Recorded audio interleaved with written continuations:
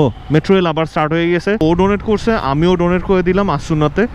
আর যেহেতু ওনারা একটা টিম নিয়ে অর্গানাইজ ওয়েতে, যে for a single soul we have thousands of soul to spare. আপনারা অনেকে আছেন যাদের মধ্যে আবার অনেকে বাইকারও, but I promise over time আমি হয়তো বা 15 মিনিট 20 মিনিটে।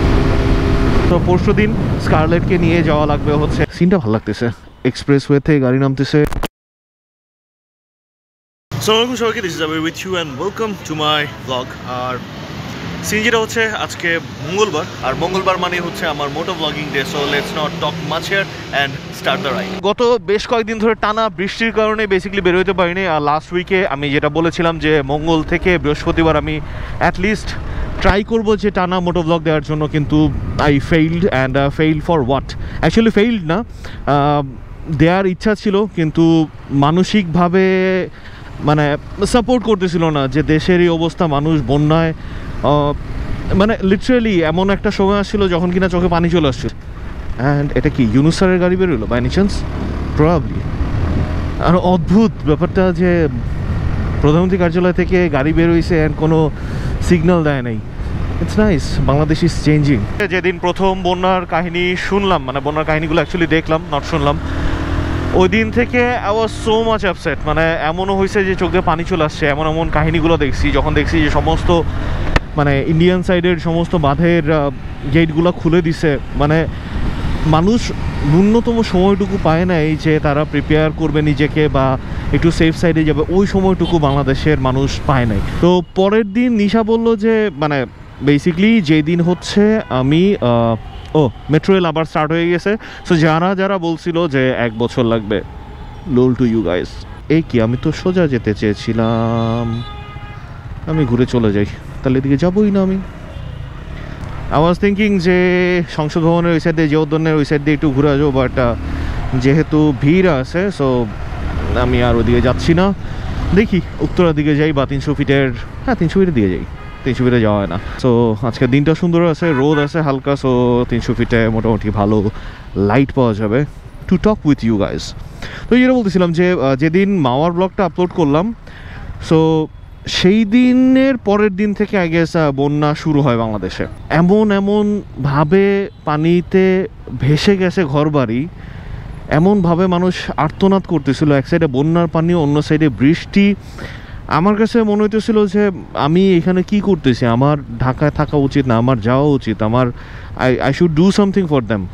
এই যে কথা বলতেছি এটা হচ্ছে মঙ্গলবারের কথা, বুধবারের কথা, গত বুধবারের কথা।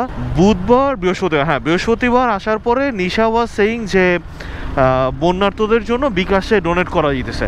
তাই was like this is the best moment.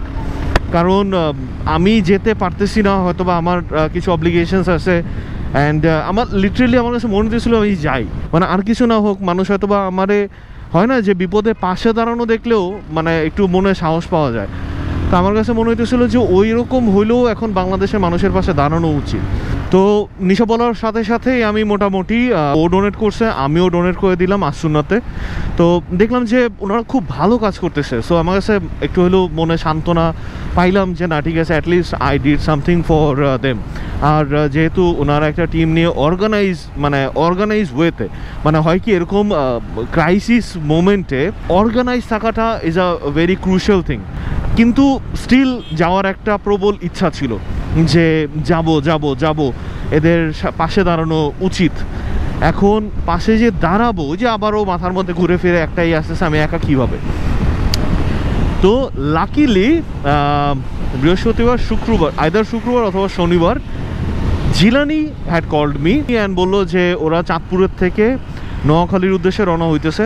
তো আমি বললাম যে so what can I do, মানে কী করতে হবে। ওই পরে বললো যে ডোনেট কর। আমি আমার সাধ্যমতো যতটুকু সম্ভব হয় আমি করছি। অ্যান্ড এরপরে মানে এই কাহিনীটার পরে নিজেকে একটু মানে নিজের মনের ভিতরে একটু ভালো লাগছে। ঠিক আছে, আমি যেতে পারিনি তো কী হয়েছে, আমার বন্ধু যার সাথে আমি হয়তোবা ছিলাম বা যার সাপোর্টে আমি হয়তোবা ছিলাম, তারা ওই অন স্পটে অন গ্রাউন্ডে গিয়ে মানুষগুলোর হেল্প করছে।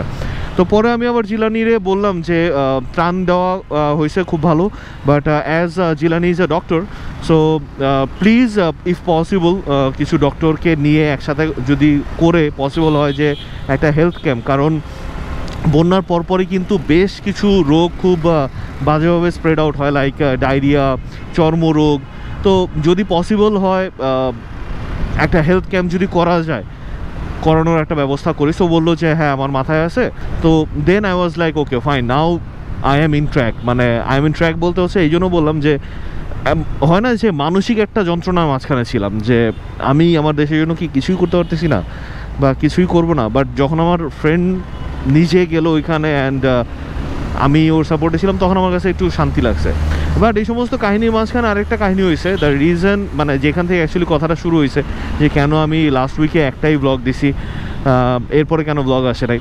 ফার্স্ট অফ অল তো বন্যা সিচুয়েশন ছিল, সেকেন্ড ছিল ওয়েদারের একটা ইস্যু ছিল। তো এই সমস্ত কিছু শেষ করার পরে কাহিনী যেটা হয়েছে যে আমি কিছু রাইডিং গিয়ার্স আনছি বাইরে থেকে কি ইন্ডিয়া থেকেই আনছি। অ্যান্ড বন্যার এই বাঁধ খুলে দেওয়ার বা বন্যা সিচুয়েশন শুরু হওয়ার জাস্ট 2 দিন আগে আমার কাছে হলো জ্যাকেট অ্যান্ড গ্লাভস আসে। তো আই থট যে আমি রাইড সেফটি গিয়ার্স নিয়ে আপনাদের সাথে একটু কিছু কথাবার্তা বলবো। অ্যান্ড এটা অ্যাকচুয়ালি আমার প্ল্যানের মধ্যেও ছিল যে আমরা রাইড করতেছি, ডেলি কমিউটের জন্য আমাদের কিছু বেসিক সেফটির প্রয়োজন হয়। সো সেফটি গিয়ার্স নিয়ে আমি কিছু কথাবার্তা বলবো ভাবছিলাম যে ওই জ্যাকেট অ্যান্ড গ্লাভস আসার পরে। বাট আনফর্চুনেটলি এখন আর ওই জ্যাকেট আর গ্লাভসের রিভিউ করতে ইচ্ছা করতেছে না। তো ইনফ্যাক্ট এই কারণে এখনও জ্যাকেট অ্যান্ড গ্লাভস এগুলো ফেলেই রাখছি, মানে আমার স্টুডিওতেই পরা। ইনফ্যাক্ট আমি এখন পর্যন্ত একদিন পরিও নাই, মানে পরেছে একটা শর্ট রাইড প্ল্যান করবো বা কিছু, বা হয়তো বা টেস্টের জন্য যে আমি পরে বেরোবো, আমি সেটাও করি নাই। তো এই মোটামুটি হলো বেসিক কাহিনী যে কেন আমার লাস্ট উইকে একটাই ব্লগ আসছে আর আমি ব্লগ দেই নাই।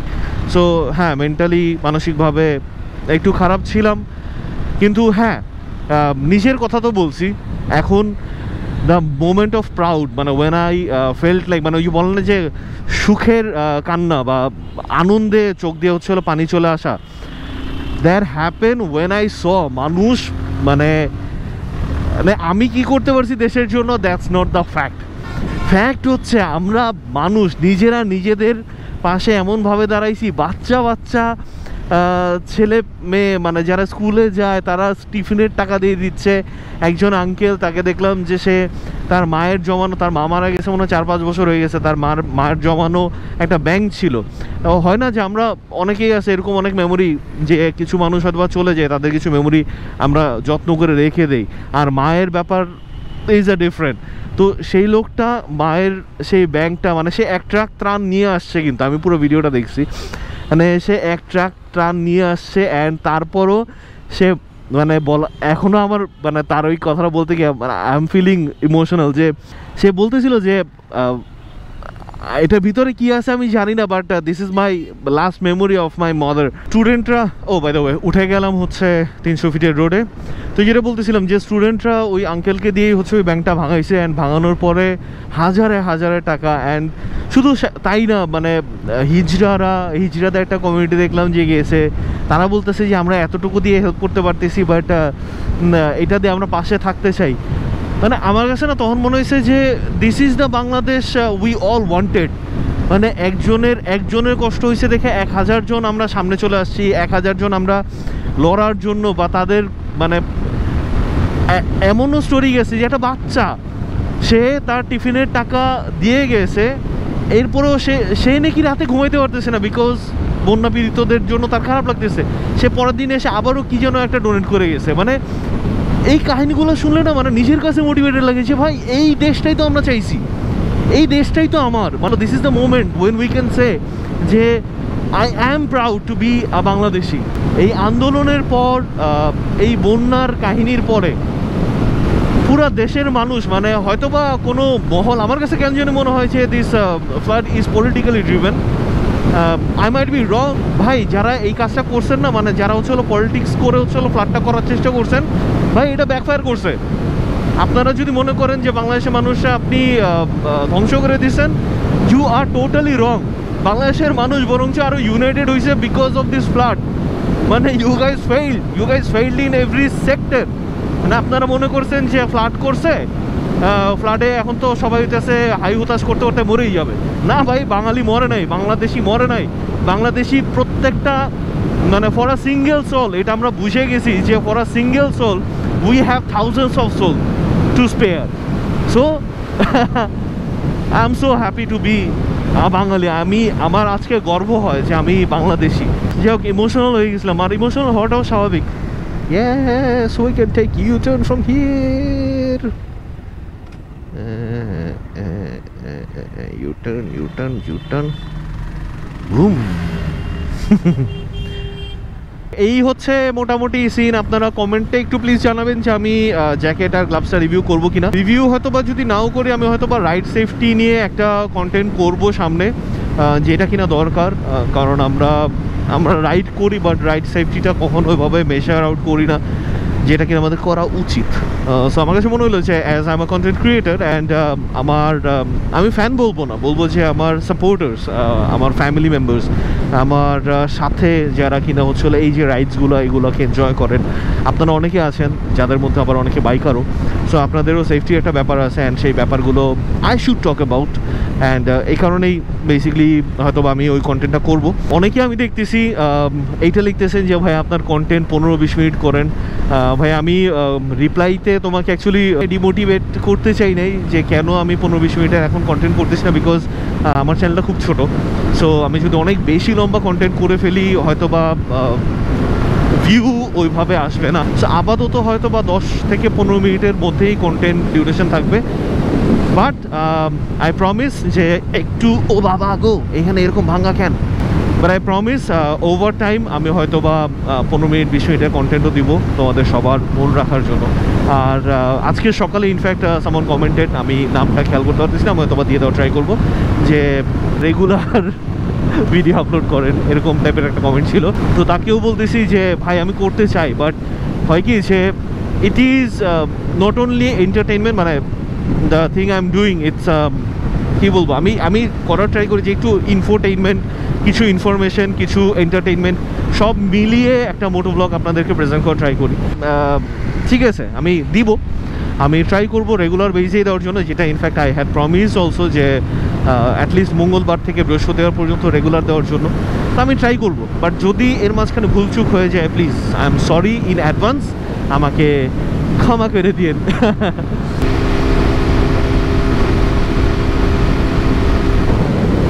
Sorry, I don't promote speeding, but আমি বেসিক্যালি একটু স্পিডিং করছি, কারণ আমি অ্যাকচুয়ালি অনেকদিন পর স্কারলেটকে নিয়ে বেরোইছি, অ্যান্ড আমার কিছু ইস্যু পাইতেছিলাম, অ্যান্ড আমার আজকে বেসিক্যালি সার্ভিসে যাওয়ার কথা ছিল।